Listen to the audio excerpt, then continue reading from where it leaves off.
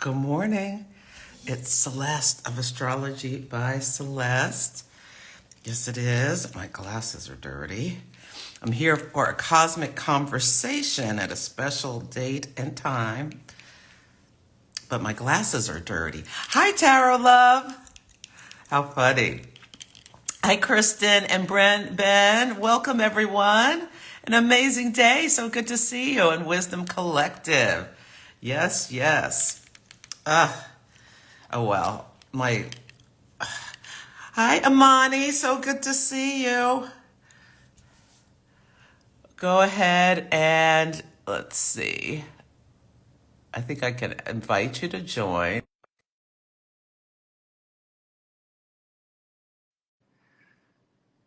Okay, so excited for this conversation. So nice Hi. to see you. It's You're nice to looking see so you beautiful too. today. Thank you. How are I'm you? doing good. Weather is decent. I'm in on the East Coast Mm-hmm. in Virginia. Oh, good. Yeah, I was listening to the weather report by this, I think it's called Tyree Knows or something like this, and he said that summer was not summering the way he would like it to be on the East Coast. He wants it to be. I It think it's came out Tyree told swinging. you. I love his Instagram page. Yes. Could you hold my glasses are dirty. I cannot No see. Let worries. me get Oh, Kristen, are you by like the water in North Carolina? I'm this is perfect for jealous of everyone who lives next to water. ah this is perfect for Let me get in my Neptune focus. retrograde. Like, oh my Ooh. God, view I cannot see through these glasses. Okay, wonderful. Well, I'm so excited for this conversation about planetary strength Yeah. because I feel like with your NORWAC presentation, you message the dignities and the abilities in such a unique way. I was like, ooh, I can't wait for you to share your wisdom. So, can you introduce yourself to everyone who may not be familiar with you yet? Yeah, well, hi, my name is Imani Harmon. My account is You Woman You. I have been a student of Sam Reynolds as well as the uh, School of Traditional Astrology, specifically their Horary course that they have. And I definitely say my kind of focus or interest areas in astrology definitely center around like essential dignity and debility as well as like accidental dignity and debility, but also I love looking at Afrofuturism through and with astrology, and looking at those two things together is also something that's incredibly fascinating to me. But yeah, I would definitely say um my taking a horary course is definitely, I think, what really uh, just opened up another dimension of learning and understanding for me when it comes to astrology, and really taking into deep consideration not just the essential dignity of planets themselves, but also where they sit in the story and the progression of where planets are going, and kind of the messages that they're sharing as they're interacting with other planets. So that's also a part of kind of what I think about and like to, I guess, meditate on when thinking about planets and the storytelling kind of component of astrology. Yeah, and I love Sam, and I graduated from the Horary School as well. So Nice. this STA is wonderful. I love It Deb and is. Wade and Lee and everyone there. Yeah. Yes. So, why don't you, before we get into planetary strength, can you explain Afrofuturism? Because I find this fascinating as well. Yeah. So Afrofuturism being, the idea of kind of like, usually I would say Afrofuturism has a lot, in many ways, showed up for Black people across the diaspora in the arts, and imagining, in a sense, the future of people of African descent existing beyond societal um, constraints and societal structures impacts on one's identity as a Black person. And so imagining the futures that we can kind of create, make, build, um, whether it be in relationship to our Blackness or even just beyond it as well, which I think is something that, like, for example, Sun Ra, amazing jazz musician, Afrofuturist, and his kind of thinking being about it being beyond Earth, right? Space is the place. So thinking about the existence and importance of things beyond human existence and how that can impact and shape one's identity. And so that's something that it fascinates me, how that kind of comes up in my astrological practice. So I like to look a lot at the astrology of different forms of Black resistance movements, specifically, not just, I would say lots of that has been limited to the United States, but there are things that I've explored beyond the US too. And kind of thinking about how those stories or signatures show up in different social justice struggles across the world, right, for Black people. And so that's kind of the Afrofuturism lens. Obviously, like with astrology and space, it kind of lends itself to that. So I definitely kind of used astrology as like kind of like a creative medium to explore. Oh, how cool. And you have a Substack, right? Yes, and so my Substack, I would say generally is mostly just things, just my general astrology, like monthly horoscopes that I do, as well as maybe other things astrologically that are coming up, or exploring like a horary or something like that is typically what I do with that. Yeah. Yeah. Yeah. And we should tell people what horary is. It's a Yes. traditional technique, but I'll let you explain it so people, because it's so important. Before you explain, I Uh-huh. should tell people I am teaching, it's called consultation chart Mm. or the Astrological Association in the UK Mm. in at the end of August. And so one of the things I'm going to be helping people with is understanding how to prepare for a reading by using the Ooh. consultation chart and basic horary Yeah. principles. And so people can check it out at the link in my bio. If you could go virtually if you don't want to come to England, but I want to make sure I mention that since we're talking about Yeah. horary principles. But why don't you explain what it is? Awesome. And I'll kind of to kind of bounce off that. That's really exciting and cool. You said it'll be virtual as well. Yes. Nice. Yeah. I think I'm gonna check that out too. But so horary is basically the art of answering a question. So upon or even yes, of answering a question. So whatever question that you have, or maybe even if you've lost something, which is what I usually use horary for, because I'm always losing things, you pull a chart at the time of you asking the question. And so then you're looking at the symbolism in the chart to help determine an answer to your question. Where is my credit card, right? And you'll look for the significators of the credit card. You can look to see how you may have lost the credit card as well. How likely it is that you're going to find it, when you're going to find it, are some of the things that people can do with horary. So yeah. Yeah, I love horary so much. It's just amazing. Yeah. Yeah, and so it's not your birth chart. It's a chart cast at the moment that Mm-hmm. the question is asked, and the astrologer understands the question, Yes. and the ascendant will be the querent, the person who's asking the question. So you will be Mm-hmm. described at this moment in time by the ascendant, whatever sign it's in, and its planetary ruler. And this is where it gets so important to understand.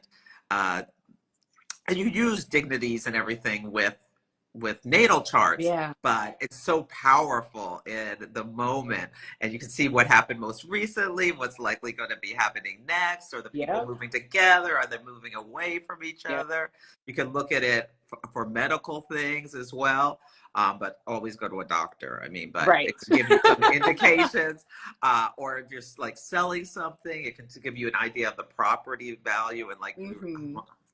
Imani was saying, the timing of when you're going to sell or if it's going to be in trouble, and da, da, da. It really helps with like, okay, prepared to be, these obstacles may come up because the person you're dealing with Mm-hmm. is like Saturnian or what have you. So Yes. it's so powerful. So planetary strength is something called, we talk about essential dignity, where every planet has a home and place where it's far from home and places where it's exalted and whatnot. So why don't you explain Yeah. in your beautiful way of storytelling of Mhm. planetary dignity? Yeah, so I mean, I think maybe to kind of pull some things from my talk. So I basically talked about my NORWAC talk that I did this year. I talked about storytelling through absence and presence, and so exploring what those words mean and kind of filtering different astrological concepts through that kind of idea or thinking.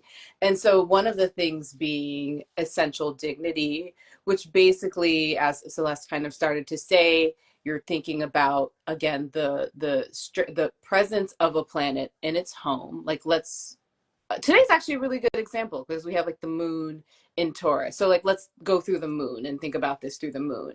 So like the moon is at home in Cancer, right? Which we have our new moon coming up in a couple of days. And then so the place, and then also the moon is nocturnal too. So another form of essential dignity that it has is um, triplicity, I think specifically with earth sign planets at night. And so that adds additional kind of strength to it.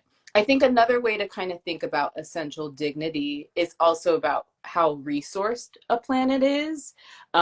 Joe Maker of Ways is an amazing astrologer who I think, at least in the last month or so, I think she had a reel in which she was talking about it through, again, resourceness and the different levels of resource that a planet can have. There are a What's the name number of again? Joe, J-O, Maker Uh-huh. of Ways, Okay, I'll check her out. red hair, amazing. But yes, and so basically, a planet and how much access it has to the things that it needs, we can look at that through essential dignity. And there are different levels. There's specifically domicile, so it being home. Moon is at home in Cancer. Triplicity being a form of essential dignity where lots of times it can be about assistance. And so having people and things around you that are able to resource or share resources with you. And again, for night charts and for earth signs, particular those two things together, the what's it called? The moon has triplicity in Taurus, in Virgo, and in Capricorn, which I think is something interesting as we kind of go through this kind of tree. And so exaltation, I funnily I like to call exaltation the Kool-Aid drinkers of the essential dignity tree, in that there's an understanding of the rules, right? And the functions that the planet serves, and it can see the benefits of achieving or aspiring to fulfill the roles within the expectations of that particular planet, which is why I like to use that phrase with Say that. But I the think phrase another again. the Kool-Aid drinkers, in the Oh, sense the like the Kool-Aid rule drinkers. followers, like whatever like the whatever it is that the planet is asking of its function, the exalted planet is absolutely going to go for that. And anyway, and so um the So let's say yeah, let me pause you there. I'm So saying this as an Aries sun, so this is no shade to anyone else with exalted planets, but yes. so Go we're ahead. talking about the moon, and the moon in Cancer at home could do its Mm-hmm. stuff with ease, which is feel, Mm-hmm. but really desiring of security and Mm-hmm. finding a place of home and comfort. And then when it's exalted in Taurus, it's uh, would you say there's almost like an arrogance about the ability to? I think in some instances there can be. I Yeah, think one of the words that again, Aries sun, so exalted sun, that people can sometimes ascribe to exaltation is that there's a certain amount of entitlement that it has to the that's true. functions of the planet. So like Taurus is like, am I going to be comfortable? Yes, but comfort is not just that I have a bed; it's that I have silk sheets. It's that I have the finest wine. And so it's interesting because I think lots of times when maybe we see planets that are like domicile or exalted, we can make the assumption that, okay, everything is a-okay. This is a person that does not have any sort of struggles or difficulties by nature of that. And that's not necessarily how it works, right? Sometimes I see with moon and Taurus, it, because the moon is also talking about our inheritance or how we were raised, it can also be a household where people are incredibly selfish about their creature comforts, and everyone is trying to make sure that they have theirs and that their safety and security is protected, and that may be at the expense of other people, right? And Mhm. so I think that's one of the interesting, things when thinking about essential dignity. I think it can be really easy, especially because of the words. We can kind of go to good, bad, and that's not necessarily how they always manifest or show up. Um, It's the about the ability to do the function of the Yes, planet and right, do it with more ease when it's at home. It's just kind of natural. right. Yeah, you have the resources, but are exalted. I like the word entitlement or the Kool-Aid drinkers of that. And the reason I got so excited about what you said is because I'm thinking about Joe Biden. He Mm. his moon is exalted in Taurus and his Jupiter Hmm. is exalted in Cancer. Yes. And that debate last week was a disaster, and people are, saying maybe you should sit down, but no, he's got these exaltations Yeah. that kind of lift him up. Everything's going to be fine. I'm going to keep us secure. Da, da, da, da, da, da, da. Yeah, yeah. Right.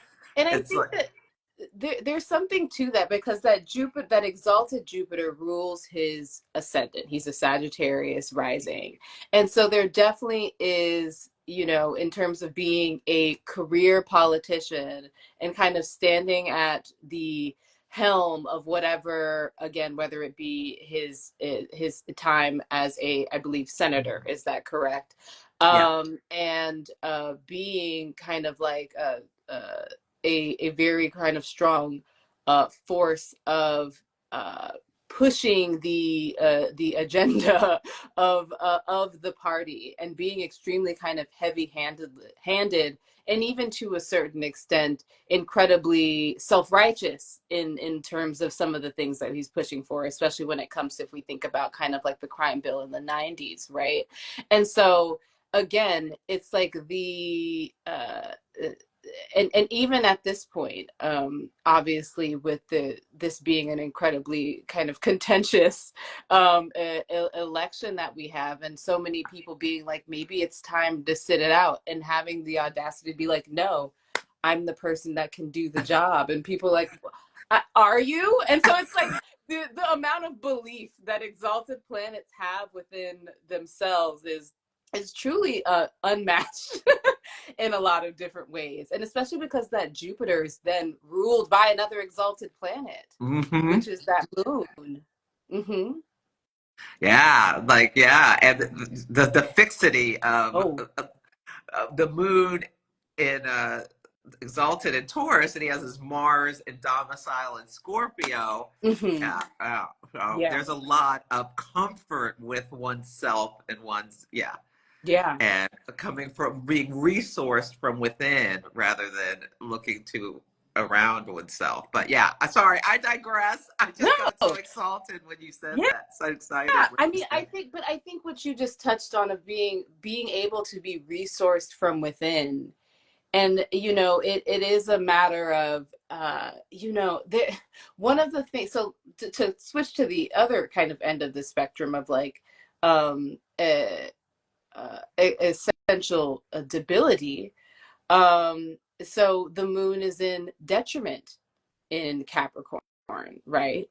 And then its place of fall is Scorpio, right? And so I think the thing that these two have in common is under having a relationship to maybe your care needs being, especially with like moon and Capricorn, your care needs maybe not being met in the typical way, or having to resource care from people that otherwise are typically not usually put into a caregiver function, right? Sometimes that can be, you're being raised by your grandmother, or you're being raised by a community, or in some instances I've also seen it's like there is a sibling who has what maybe mental health or of chronic illness issues, and so much of the time, energy, and effort related to care has to be put towards that person because they need it more than you on some sort of level, right?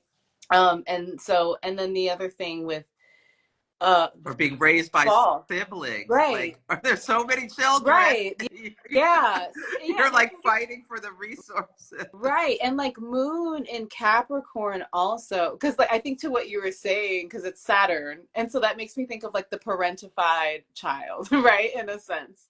Of course, there are many other ways astrologically to be parentified as well, but I think to what you said, absolutely.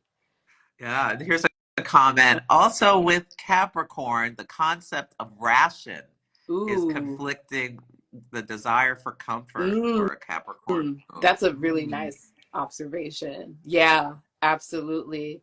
Where it's like, well, there's only one piece of bread and there are five of us. mm, exactly. Somebody may not get a full piece of bread. We may not have a completely full stomach, or maybe this person is going to work, so they need to be sustained at work, right? Or something like that. Mhm. Um, I think, and so like with fall, it's the complete opposite end of exaltation, right? In Mhm. which there is an extreme lack that the planet has in terms of, again, its ability to be uh, resourced. And so, especially with the moon, one thing that I think a lot about is like neglect or abandonment, or learning very early on that um, there isn't enough room for your needs, emotional or again physical nurturing needs to be met as well. And so, I one of the things though that I found is like of moon and Scorpio people. It was interesting. I was like at a herbalism conference in, I think it was like 2022, and like most of them had either a detriment moon or a fallen moon. And I Oh, thought that that was so fascinating, in that I think many ways an absence of something can really teach us how to source that and teach us, well, this is what it looks like to have this need met, or because I know that I wasn't able to be cared for or nourished in this sort of way, I've discovered and found out how to do that, and I'm going to offer that to other people, right? So, it's kind of like a one of the things that Sam has said to us in class is like uh, fixed mindset versus growth mindset, and in many ways, debilitated planets are kind of pushed into or forced into a place of learning through lack, what it's like to resource those things and really kind of work that muscle to, again, learn to care for oneself, learn what it means to be nourished,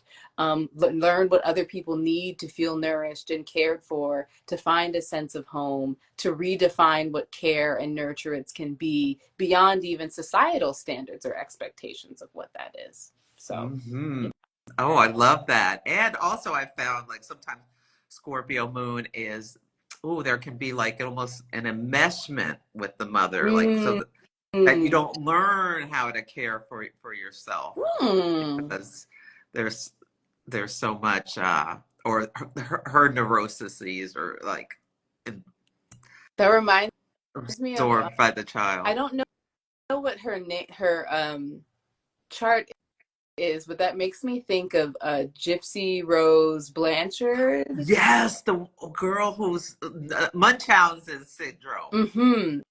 Yes, that's what that makes me think of. But it also makes me think Or of by the movie proxy. Mommy Dearest Mhm. Oh my as God. well. Arcane No more voice. wire hangers. Oh my God, that movie is Yes. something.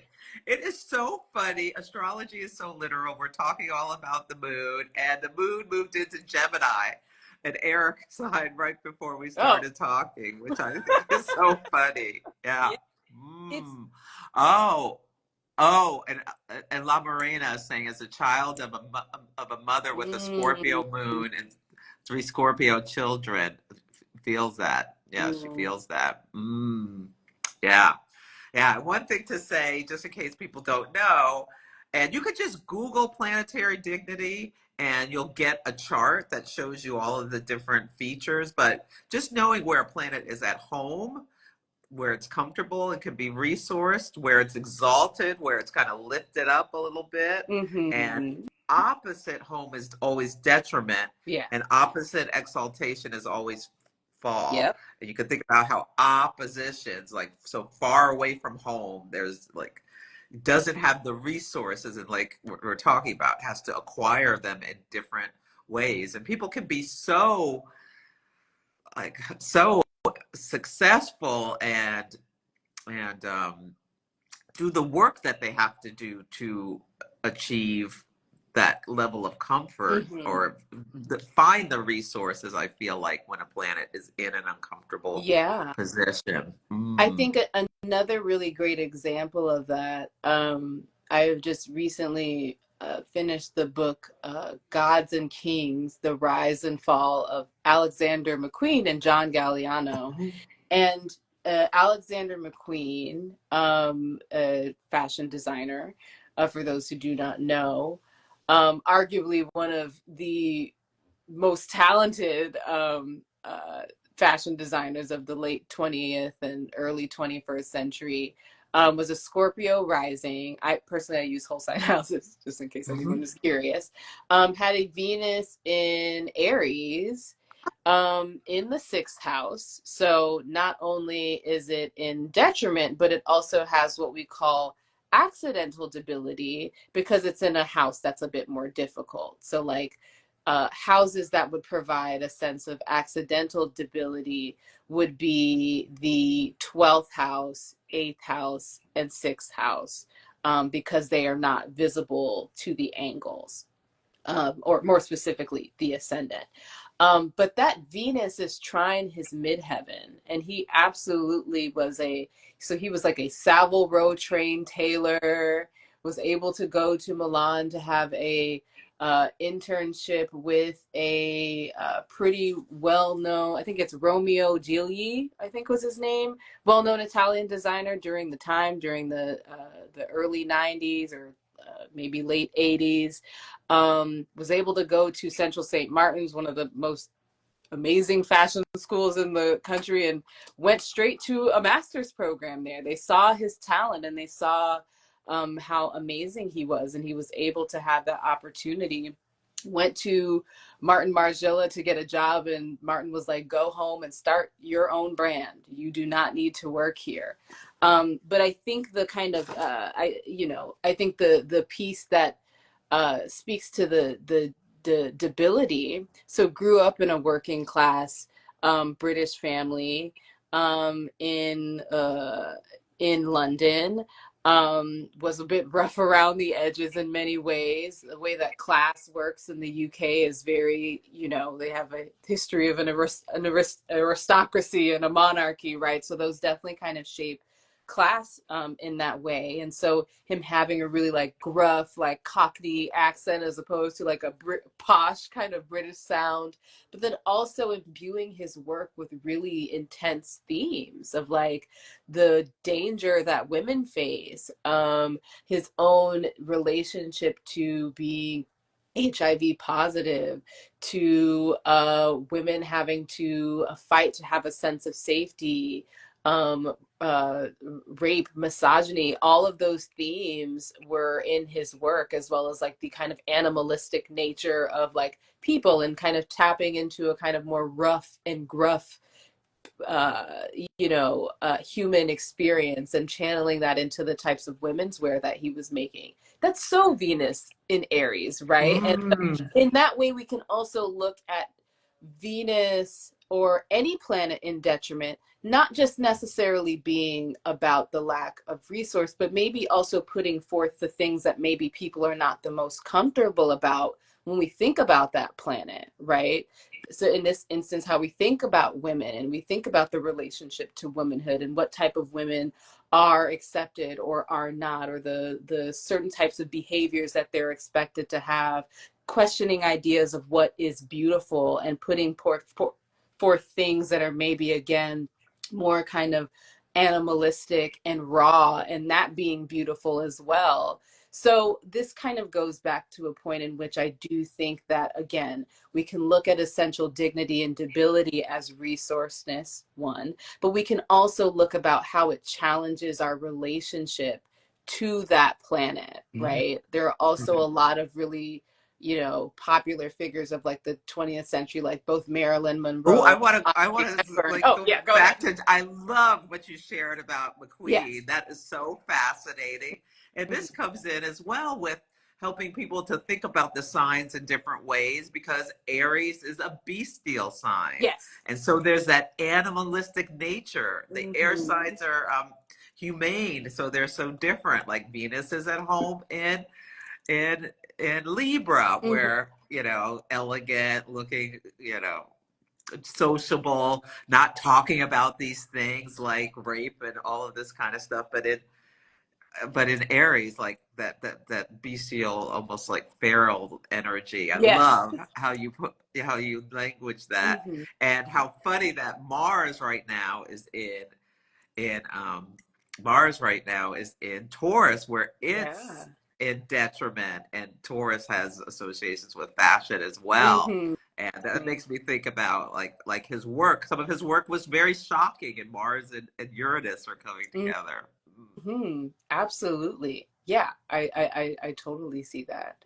And I think I have so many like designer examples of like people who Oh, have this, please, but like perfect. uh Venus and Cancer is tried Saturn and Pisces yeah, today. So, yeah, so like let's follow it. So I yeah. think another person that I think of is so Miuccia Prada, who runs both Prada and Miu Miu, is a Mars in Taurus native, and one of the ways that Prada has been described is like ugly chic, Mm. and so I think that that's really funny in that obviously, Venus in many ways is considered the beauty planet, right?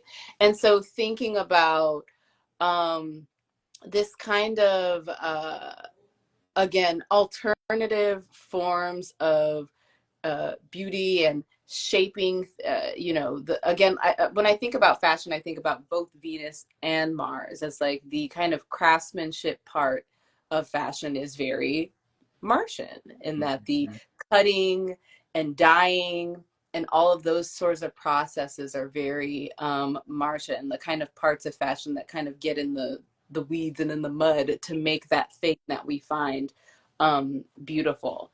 But I think, huh, I think that's kind of what I have with that. My brain just went a little That's blank, but okay. Neptune station retrograde. yeah, It's like it falls out of our head.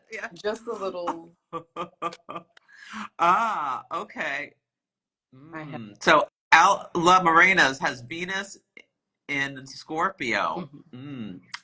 And conjunct Jupiter in Scorpio. Yeah. That's so interesting. You said you had your mom was a Scorpio with Mhm. moon. Yeah, so she Yeah, said, yeah. it's clearly Scorpio placements are very. What is the? I do not have words today. What is the word? It's a hereditary for you, is it? Yeah. But one of I think one of the I think as you just said that the moon has already changed into Gemini today. And I think one of the interesting things that I've read and that I've been really kind of pondering about and thinking about a lot. So I think it's William Lilly, or maybe even there are other medieval astrologers who have also said this as well. But look at the moon in Gemini as a form of like accidental debility, more specifically because it's in the 12th place from the basically the home of the moon. So I think that it's interesting that the moon in Gemini kind of sits in between the two places where the moon is kind of most at home. And so it feels in many ways like a place of anticipation, of like having one's needs met. And I kind of wrote this down because I started to think about the spaces in between dignity, or the spaces in between debility for planets. And one of the people that I think about a lot, who also just happens to be a natal moon in Gemini, is Frida Kahlo.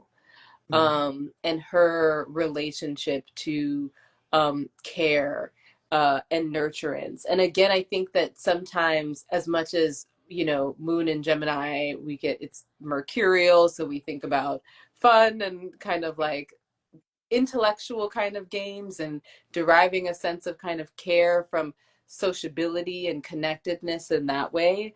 There also is, again, I think about with this particular mood, again, the anticipation of needs, because it came from a place of exaltation. It came from the silk sheets. It came from the the good wine and the good bread, and it's kind of just lying in wait, like, okay, well, we're just one sign away from being back home.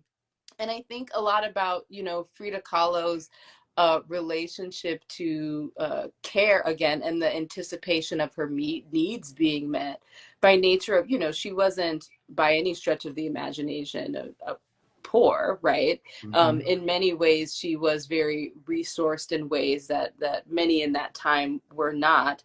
And also being able to have, and there are two paintings. I know I can't pull up paintings right now, but in case people want to kind of look at them in the future. One of them is called My Nurse and I, and the other one is called The Dream.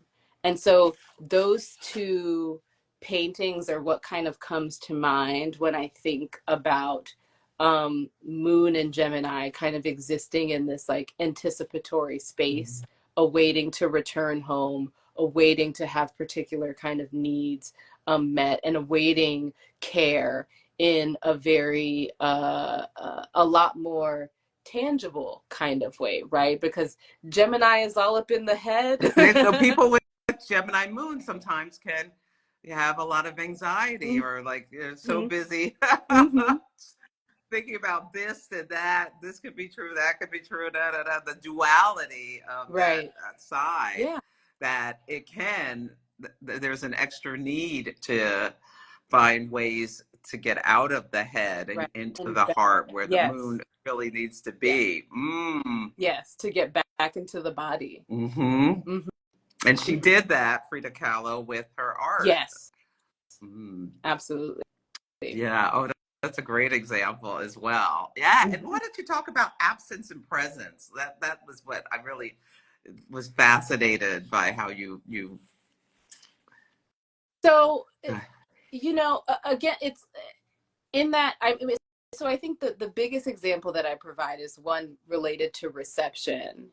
And but so to kind of explain absence and presence in relation to kind of how it can bring alive a particular story. So again, this idea that where a planet is not, in addition to where it is, can tell us a lot about the kind of progression of the story that we're looking at astrologically, especially like if we're kind of thinking about this example that we're using right now. So like in the last, what, 12 hours, the moon was exalted in Taurus, and coming into a what's it called, a conjunction with Uranus, right? So is it exalted? Yes, but it also has a really fun shock and a really fun,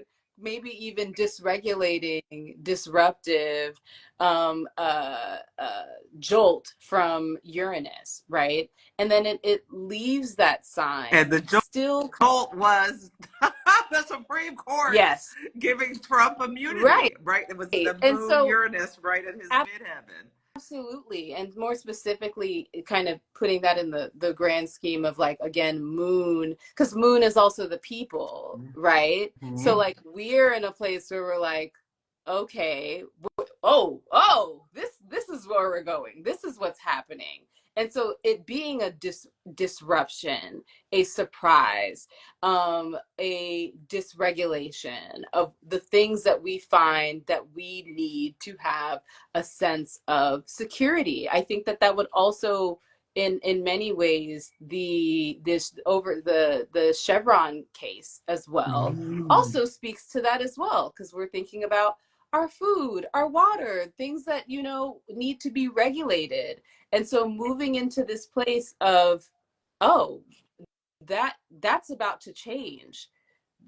What we once thought was where we would find and source our sense of security that we deserve, right? Mm-hmm. Exalted, We exalted, feel like we like, deserve clear air and clear water, right. clean And water. right, as well as we But the deserve Supreme to have, Court and Donald Trump and right. We deserve to corporations have, have other ideas. yes. And like we deserve to have a leader that has integrity and protects this sense of safety and security that we feel. So having that moment where it's like, oh, that's not what's about to continue to happen. Something is about to change, right? And so the presence, right? So is that moon in its exaltation? Absolutely. But what shapes and kind of reconfigures that story is, again, that relationship to that Uranus. Doesn't necessarily make this planet that maybe we might associate with being, there is some sort of positive outcome that kind of comes from this planet having this amount of strength, resource, or power, right? That is disrupted by the presence of a planet that has a very different type of agenda, right? And I think also it's funny that I mean, you've brought into the conversation how this relates to, again, the office of the president. So that moon ruling the sun as well, because the sun is currently in Cancer, is shaping that story in that way. So it has this thing that's happening to the people directly impacts and shapes the lens through which we're perceiving, relating, and connecting to the person who is supposed to be the leader of our country, right? And so it's showing up there. I can imagine if Right Venus, before the birthday of the country. yes, yes, which that'll be an interesting solar return chart to see. I think we're moving into like a ninth house perfection here, which again Great. is, yes. So things related to The courts. the Supreme Court, related to foreign policy, related to what are some other things that, Educational institutions. education, so higher higher education and institutions. I also just like to think about usually the ninth house as the different types of institutions in a government itself, like different departments, like the Mm-hmm. Department of Energy, the this, the that.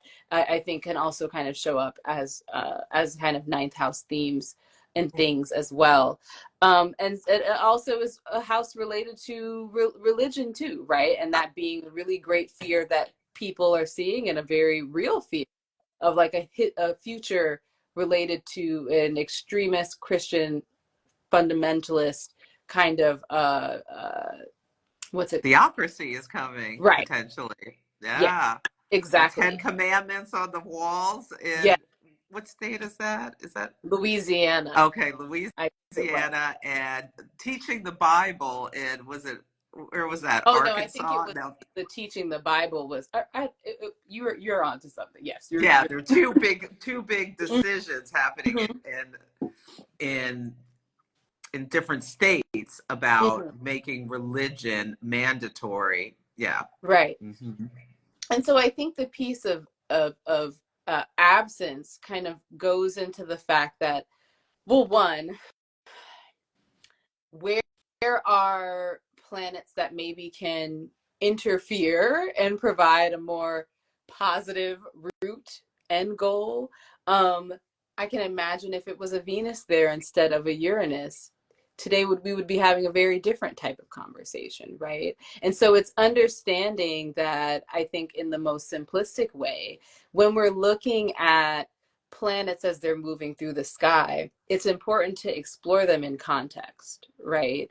Every single Mercury entering Leo, which is also, today's a very busy day astrologically. Yeah. Mercury moving into Leo is not the same every single year. And what are the nuances that we can explore to understand why?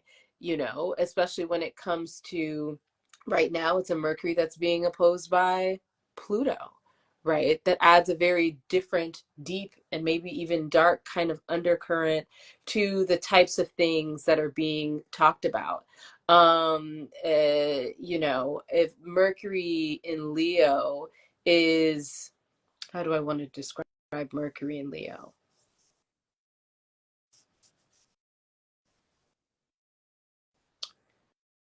A sense of kind of self-importance, or maybe even a dramatization of what we're experiencing, and that kind of being hit with this Pluto in Aquarius, this like humanitarian, this communal kind of sign, kind of showing this is the what do I'm just like kind of imagining and thinking of. I'll give an example that I think is maybe this is a reference that you'll remember, but like this show, if you've watched the show Avatar before, Avatar: The Last Airbender. I haven't. Okay, and there's this the there's this state, there's this it's like different like lands in it, and one of them is like the Earth Kingdom, and it's their leader is in a sense not fit to lead, and so they're kind of like masking that Oh, how interesting. I know, and they're kind of in a sense masking that the everything is fine, the king is fine, it's absolutely fine, and this woman gets on TV and like has like wide-eyed and scary, is like, there is no war, there is nothing going on, it's absolutely fine. And so I think, you know, maybe a fun the fun and kind of playfulness that we kind of may associate with like Mercury in Leo is kind of like sucked out by the opposition to Pluto, where it kind of takes a darker kind of twinge, where it's like, maybe this the is that the right way to describe what's happening right now? Is this the moment for dramatization, or is this maybe the moment to use a different solar function and like speak truth to power and illuminate, like, no, this is wrong and this hurts people, or, you know, whatever it may be. And I think both of those things can exist there, Yeah. right? But You know, I was listening to the news earlier, and a bunch of governors have requested a conversation with the White House, and you can just imagine that this is like no,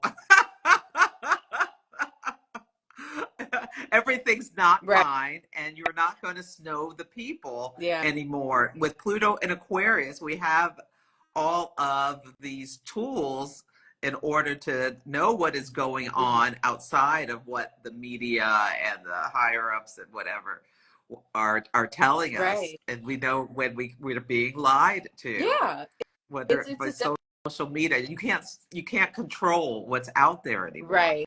The And I powers think of to what you're saying, you know, I think it's also funny because I'm a strong believer that, like, so one of the things in horary is the idea of translation of light, right? So the planet interacting with one planet is carrying all of that kind of information, that story, whatever interaction, to its next interaction with another planet.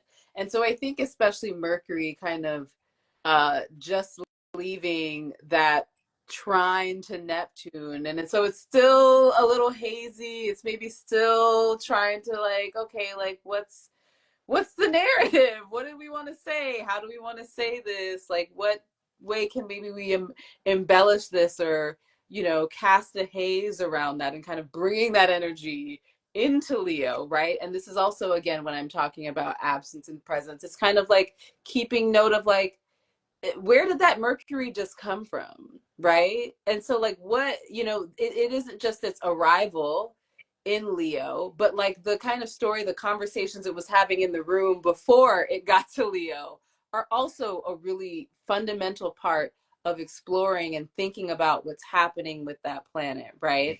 But I also think, with to kind of capture again these two poles of like, are we be this is deceptive. I think also with Neptune is disillusionment, right? And the phrase that I've heard a lot with disillusionment is like, if you're disillusioned, you're seeing things as they are. You're not just seeing the mask and the projection. And I think the thing about Neptune, although we can kind of talk about it as it being uh obviously deceptive or kind of like a fog, is the way that it mimics normalcy. That's the deceptive kind of part of Neptune, is it's like you don't, is it a haze or is it looks like a normal day and it looks like everything is fine and everyone is telling you everything is fine, right? And so that trine, because like, a trine as an aspect, is it a positive or a soft aspect? Yes, but I like to think about it in terms of like, do you want to slide into chaos It or do you removes want to all be thrown into restrictions. chaos? It Right, removes all right. restrictions. So, It's like flows right in, right? And then being immediately met with that Pluto that's like, hey, I saw what was happening over there, but let me tell you, I see I see through what was just happening, and I see very clearly what's going on over there. And that being, I guess, like kind of like the people power component of Pluto in Aquarius. mm. Yeah. And so Neptune leaks. So, what kind of leaks with Neptune going retrograde today over the next couple of days? What kind of leaks are we going to be getting? Mm-hmm. Mercury in Leo goes from being an mute sign of Cancer Mm. to a loud sign of Yeah. Leo. What are we going to find out about what has been going on in the White House Yeah. uh, that has been kept quiet over the next couple of days? Yeah. And especially I think that will make I think additionally, once we get into the end of the month and get into August and planets start moving into Virgo, I Accountability. I think there will also just be kind of an additional level of like, oh, again, when it comes to like the, like you saying, the leaks and the things that we're discovering that are coming out or coming into our awareness. But like you said about accountability, that planet that can come in and check and be like, actually, let's look through and let's look at the receipts and let's see what's been happening and let's see what's going on. I think also to speak to again this idea of absence and presence, one big thing that I like to think about is the phrase itself, co-presence, as an Mm. astrological thing to pay attention to, which we have Jupiter in Gemini, and soon it's about to be met with a Mars. And so that Mars is sitting in the background, also shaping the stories as it's about to have its interactions with these planets a little bit later in the summer, right?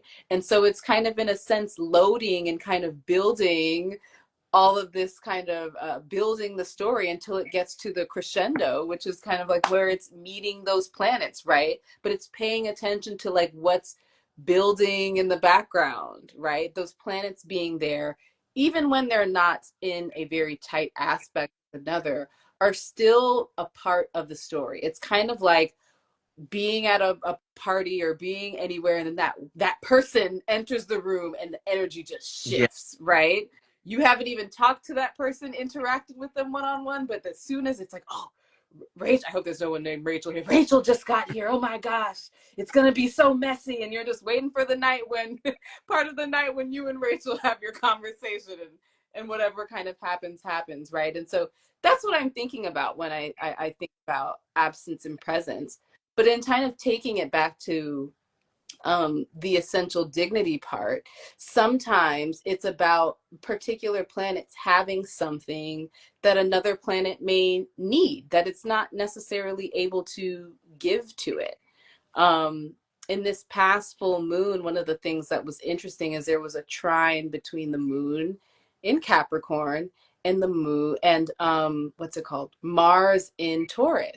And so there was a uh, both of those planets are in the place of their detriment, but they occupy the place of the other's exaltation, right? And so there's Mm. called a mutual deception, right? Where it's like the other planet has the thing that you need, and you all can't necessarily give that thing to that planet, right?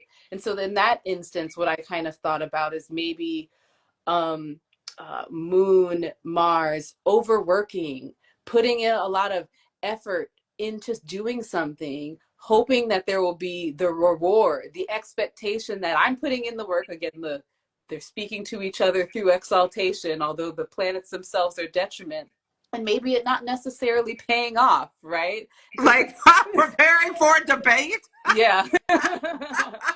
I'll say for myself, I had a It's not moment during funny, but what can I do? But yeah, where it's like, like you did you work hard? Yes. Did it give you what it thought it was gonna give you?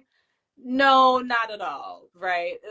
It's a really funny and kind of, I think, messy way that kind of may show up. For myself, I saw it as like I had written something two different times and had yet to be compensated for it. And I was like expecting like, oh, I'm going to be compensated for this at some point. And so putting in the work, effort, and energy to see like, oh, actually, the thing that you've been doing and working at, you're actually not going to be compensated for it. So like, it's like simple, the extreme end being, again, like a terrible presidential debate, right? But then these little ways maybe in our life where maybe outright our work is maybe was taken for granted in some sort of way, or you not reading the fine print or advocating for what you needed to be compensated in the way that maybe you believe that you deserved, right? So like that's the other thing, with like absence and presence, right? Because again, we can look at Mercury, Mars is still going to be hardworking, nose to the grindstone of like getting something done.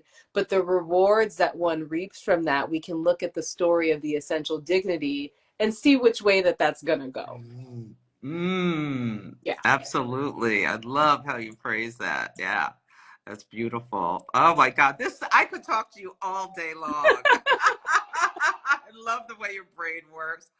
Thank you so much for sharing your Of course. wisdom. And people can go get your talk on the norwac.net website. What was the name Yeah. of your talk again? So it was called storytelling through absence and presence. And so I go through a number of different examples of charts of like we define those words of absence and presence. I like defining words. Moon and Virgo, words mean things is my motto.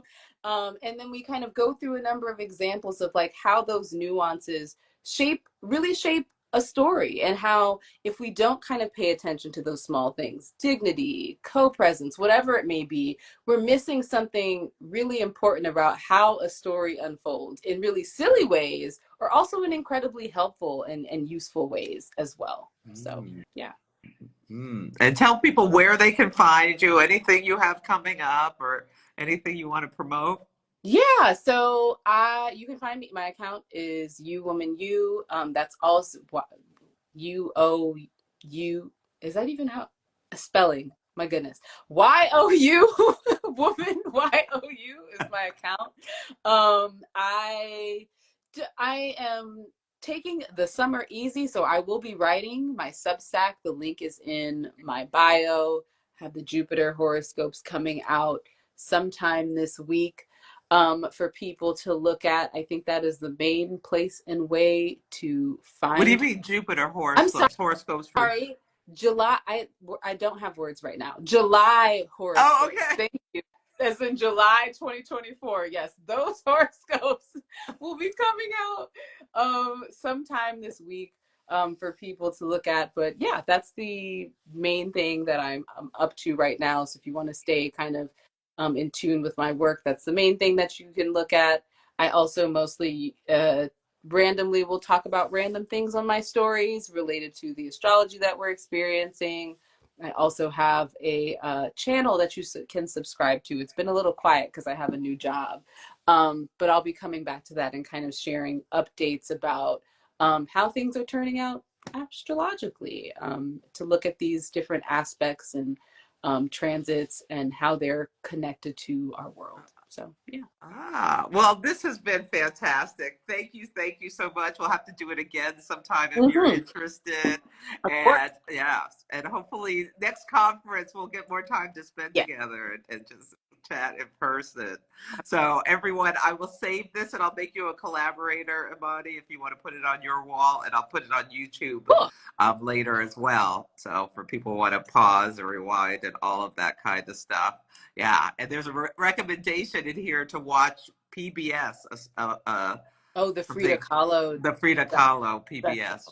I'll definitely check that out. But Yeah. thank you so much, Celeste. I really appreciate you. Oh, thank you. You take care. You have a beautiful day. You too. Bye.